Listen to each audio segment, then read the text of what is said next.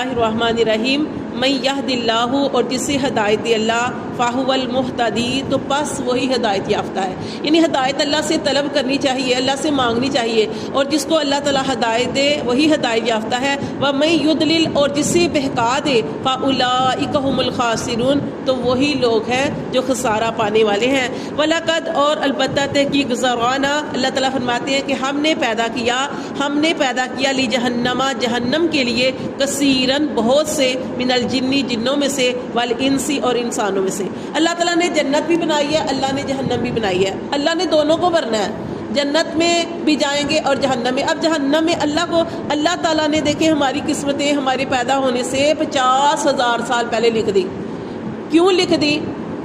اس لیے لکھ دی کہ اب چھوٹی سی مثال لیں کہ جیسے ایک ماں اپنے بچے کی فطرت کو سمجھتی ہے، ماں کو پتہ ہوتا ہے کہ میرا بچہ کیا